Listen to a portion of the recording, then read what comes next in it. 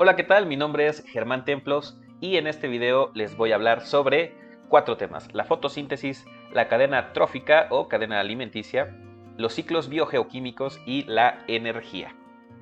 Este es un trabajo para la materia de desarrollo sustentable y medio ambiente que tomamos en la licenciatura en innovación y tecnología educativa. Y bueno, vamos a empezar con la fotosíntesis. La fotosíntesis se puede resumir como la conversión de energía luminosa a energía química. Lo cierto es que todo ser humano, todo ser vivo le debe la existencia a estos procesos que realizan las plantas y otros organismos que capturan la energía de la luz solar. De hecho, gran parte de la vida de la Tierra es posible debido a que el Sol nos proporciona esa energía de forma continua y que los ecosistemas reciben y aprovechan. Todos los organismos, incluidos nosotros, requerimos energía para provocar las reacciones metabólicas del crecimiento, desarrollo y reproducción. Se puede definir a la fotosíntesis como el proceso en el cual la energía de la luz, en este caso solar, se convierte en energía química en forma de azúcares. Las moléculas de glucosa proporcionan a los organismos dos recursos cruciales: la energía y carbono fijo. Muy bien, este sitio web llamado Energía Solar nos dice que la fotosíntesis es el proceso químico que convierte el dióxido de carbono en compuestos orgánicos utilizando la energía lumínica, normalmente energía solar. La fotosíntesis se produce en las plantas, algas e incluso algunos grupos de bacterias. En estos procesos fotosintéticos, la energía lumínica se transforma en energía química, como ya habíamos mencionado anteriormente. Además, este proceso permite reducir la cantidad de dióxido de carbono que hay en la atmósfera, lo cual es positivo. Pero ¿cuál es la reacción química de la fotosíntesis? Pues bueno, es la transformación de 6 moléculas de dióxido de carbono y 6 moléculas de agua. Esto se transforma en una molécula de glucosa, la cual su fórmula sería esta. La glucosa es un azúcar fundamental para la vida de la planta. Además, como subproducto de esta reacción, se libera oxígeno en forma de 6 moléculas de oxígeno a través de los estomas que se encuentran en la hoja. La fórmula de la reacción sería esta: 6 moléculas de dióxido de carbono y 6 de agua. Al final del producto fotosintético nos generan esta reacción que nos da un azúcar y además 6 moléculas de oxígeno, por lo cual las plantas estarían generando el oxígeno que todos respiramos. ¿Cuáles son las fases de la fotosíntesis? Pues bueno, dos fases: la fase luminosa y la fase oscura. La fase luminosa evidentemente va a ser totalmente dependiente de la luz solar. En este proceso, el resultado de este proceso fotosintético, la clorofila y otros pigmentos fotosintéticos como el caroteno absorben la luz y nos devuelven oxígeno como residuo. En la fase oscura, evidentemente que las reacciones se van a realizar sin la necesidad de luz y la planta va a convertir el dióxido de carbono y otros compuestos en glucosa.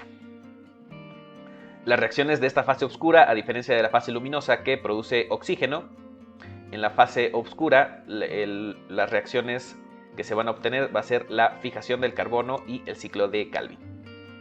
Los diversos elementos que intervienen en la fotosíntesis son la temperatura, la concentración de dióxido de carbono, la concentración de oxígeno, la intensidad luminosa, el tiempo de iluminación, la abundancia de agua y el color de luz, porque todos estos factores, si hay más o menos temperatura, si hay incluso el color de la luz es distinto, pues bueno, por ejemplo en este caso la especie, la conversión fotosintética será distinta. Todos estos factores influyen para que se dé la fotosíntesis.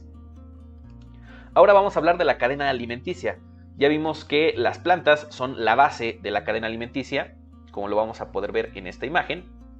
Las plantas son los productores y es lo que va a soportar todo lo demás, todos los consumidores primarios, secundarios y terciarios.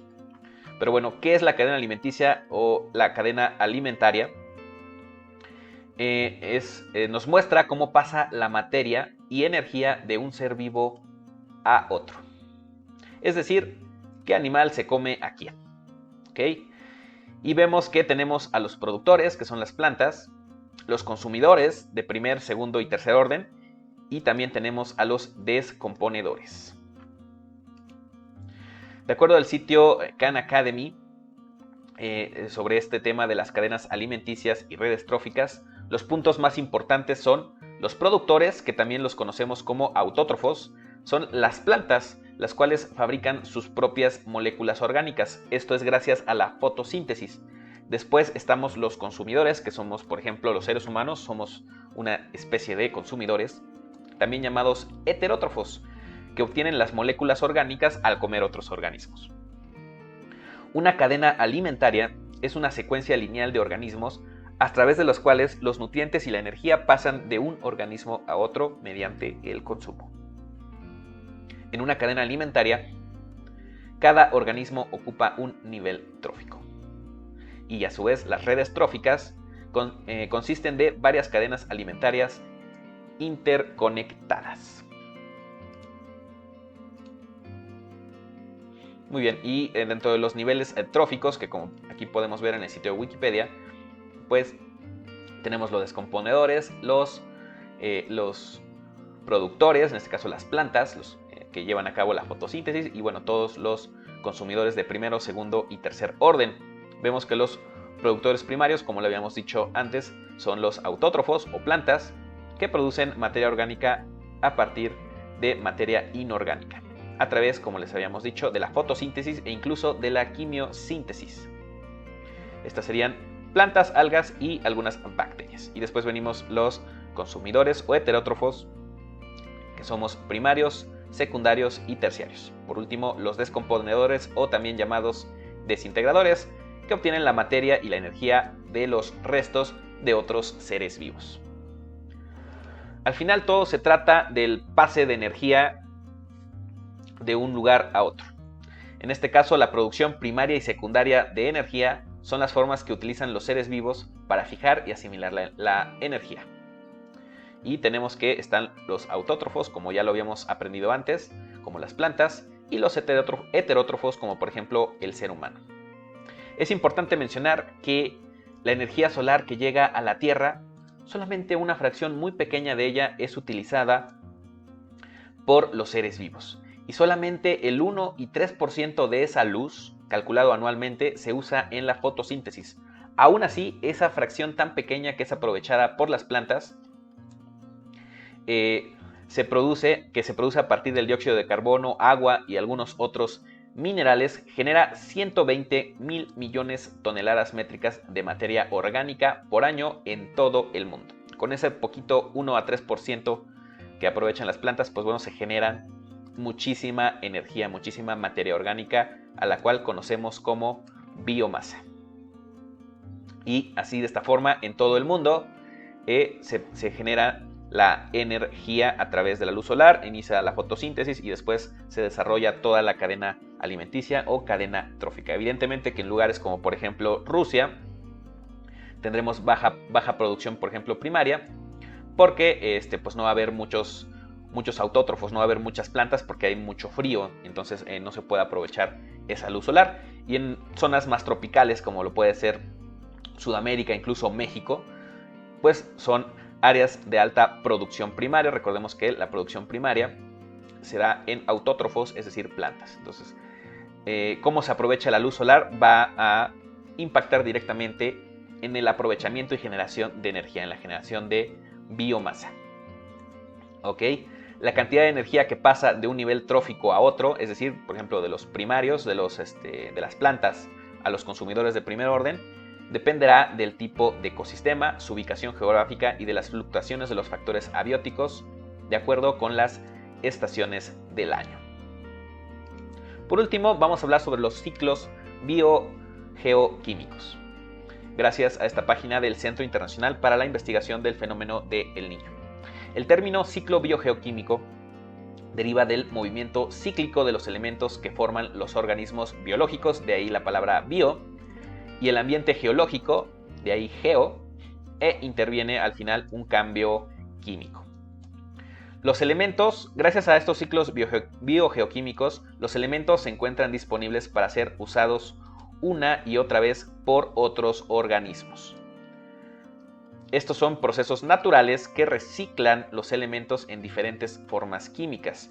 Es decir, vamos a encontrar que estos elementos se van a encontrar siempre presentes en la Tierra en forma de un círculo o un ciclo. Por ejemplo, el más conocido es el ciclo del agua, el cual pues el agua se fija en lo que viene siendo los mantos acuíferos, en ríos, en océanos. Esta agua se evapora, se va a la atmósfera, ahí genera una serie de condensaciones y al final se precipita en la Tierra. Ese es un ciclo, pero el ciclo del agua no es el único. Tenemos que existen ciclos biogeoquímicos del agua, del carbono, del oxígeno, del nitrógeno, del fósforo y otros elementos que van a encontrar la forma de generar este ciclo.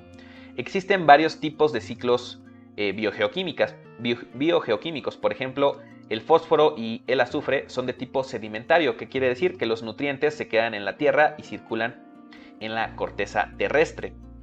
Y existen otros, como por ejemplo el que les explicaba del carbono, nitrógeno y oxígeno, que son de tipo gaseoso. Entonces esos van a estar en la atmósfera.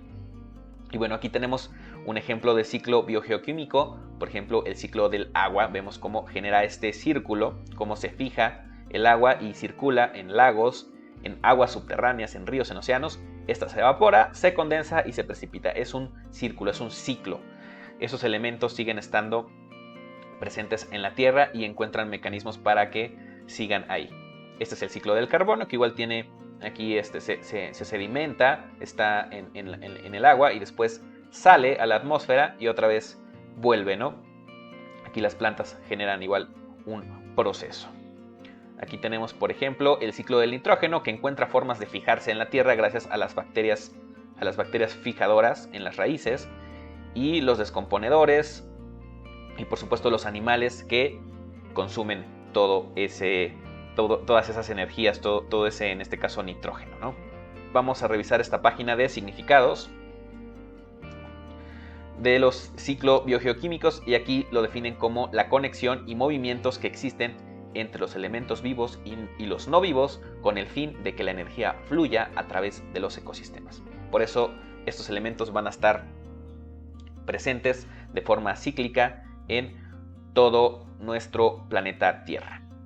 Tenemos que existen, por ejemplo, el ciclo hidrológico del agua, el ciclo del nitrógeno, porque les voy a decir cuáles son los ciclos biogeoquímicos más importantes. Son 6.